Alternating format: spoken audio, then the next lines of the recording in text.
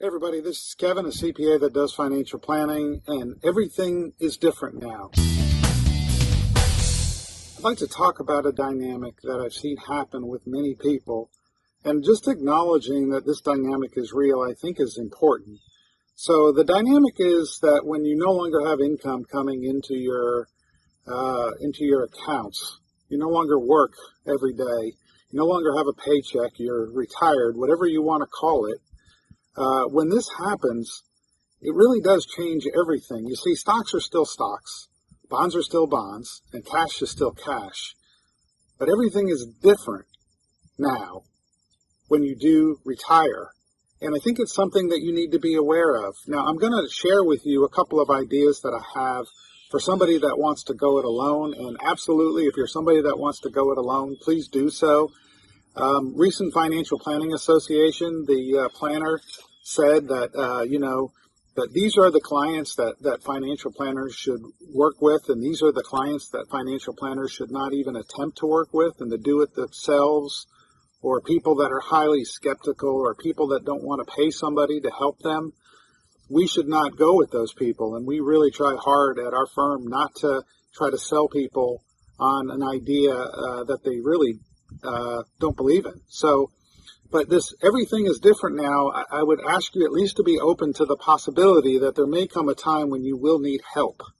And reaching out to a financial fiduciary is probably a smart thing to do, at least to make sure that you're thinking about things correctly. So I said before, stocks are still stocks, bonds are still bonds, cash are still cash. If you look at the investment returns, and this is a JP Morgan slide that's called asset class returns, you can see over the last 15 years what the asset class returns were. Now, if you knew that large cap was going to be the highest returning asset class or REITs, that's what you would have invested in. But so if you just diversified, though, and you got a 6.6% return, is that good enough for you to meet your goals? It may be.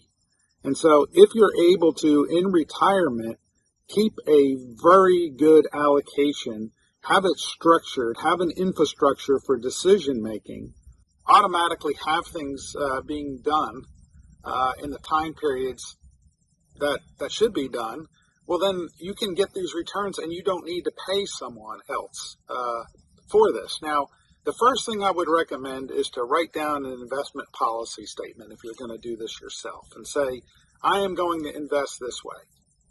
Because what happens is when everything is different now, immediately when you hear bad news or markets happen, what we see actually what happens with people is they start holding too much cash. And too much cash is okay in the short run. The problem, I'll show you a slide in a second, is in the long run. But people will start to do slight behaviors, or another behavior is somebody says they need to take some money out of their account.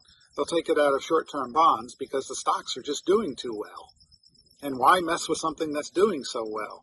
And, maybe they'll even allocate a little bit more money into those things that are doing so well, like the NASDAQ right now, just like 1999. So this idea of that the returns are available for all investors is a true ideal. And Charlie and I and Jason and all the other people at Leading Edge, we all believe this, that the market will return certain returns, and they're available. And my brother asked, I won't say which one, do I really need a financial person? And I said, no, you don't. As long as you can invest and stick with the plan, you don't need somebody. But then when you retire, for many people, this becomes a lot more difficult. So asset class returns, we know what they've been. We don't know what they will be in the future. The other thing we don't know, and the reason why it's so different when you retire, is that moment in time when COVID hits, or that moment in time when the market crashes. That moment in time, although we know what asset class returns are over the long run, that moment in time is very hard to stomach. And when you have somebody else on the team that helps you get through those time periods, we all need somebody, as they say, that's really important. So if you're going to do it yourself, you need to have somebody that's very like-minded. And you need not to seek out people that will tell you, yeah, everything is terrible right now. The election, the COVID, this, that, and the other. Let's sell and then we'll get back in. You need to find somebody that says, hey, I'm a long-term investor and so are you. Let's invest for the long term. So the average investor, this slide talks about the average investor and their investments do more poorly than the investments themselves. Their own investments do worse. Now, why is this? Well, again, it's the idea of chasing performance. People will put money into asset classes that have done really well recently. As a matter of fact, during this time period, gold did fantastic. But much of every year, gold did really poorly. It was at the beginning and at the end that gold has actually done pretty well. All the other time periods, gold has done terrible. And the same with oil. And the same with S&P 500, large cap stocks. Did horribly for a decade, and the last 10 years have done great. So this idea of, hey, it's not just about panicking when markets go down, it's when markets go up. You know, do you want to be investing in emerging markets when they stink? Probably not. A financial planner will help you decide that. So anyway, the final thing that we see sometimes is that people start holding too much cash. Now, what is too much cash? Well, it's different for everybody. I'm not going to say what too much cash is.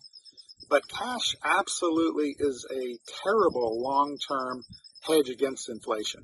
Okay, I don't know what stocks are going to do over the next 10 years. I don't know what bonds are going to do. But I do know that cash over the next 10 years will not be a great winner for purchasing power. Okay, for purchasing power. Now, I'm not even getting into the dynamics of the Fed and all this other stuff, but cash is probably not going to be good. So now let me tell you why I think you should consider using somebody.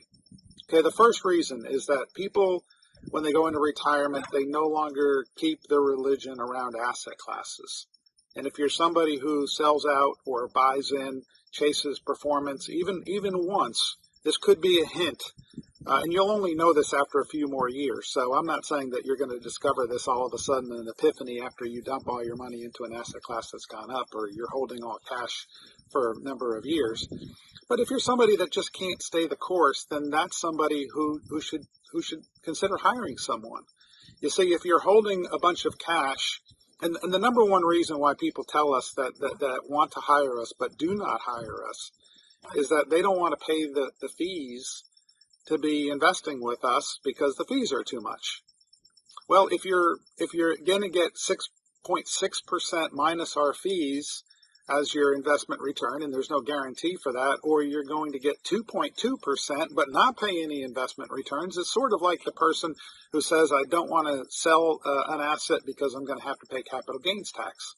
So I would just say that for most people, I don't think it's all people, but for most people, there's a lot of difficulty in investing and having your investment support your financial plan once everything is different. And so if that is you, or you're concerned that is you, talk to us or talk to another fiduciary financial planner. Now, if you are able to stay the course and do things yourself and have discipline, that's great. Now, I'm not getting into the whole idea of taxes and which accounts to take money out, what to sell at what time to be able to fund your cash buckets. That's another part of what financial planners do. But I just think purely this whole idea of I don't want to pay a financial planner, and people will calculate the amount or the percentage of assets under management. People will calculate that and say, I don't want to pay that amount because I don't want my financial planners to get wealthy. And that's perfectly reasonable. You don't have to pay to have your money invested. You can do it yourself. But typically, if you're going to invest the right way, hopefully, and I can't say for sure, but hopefully you're going to invest in the assets that you should be investing in for the long run. So anyway, thanks everyone for watching. This is Kevin, a CPA that does financial planning, and we appreciate any positive feedback that you have, or give us a thumbs up. Thanks. Bye.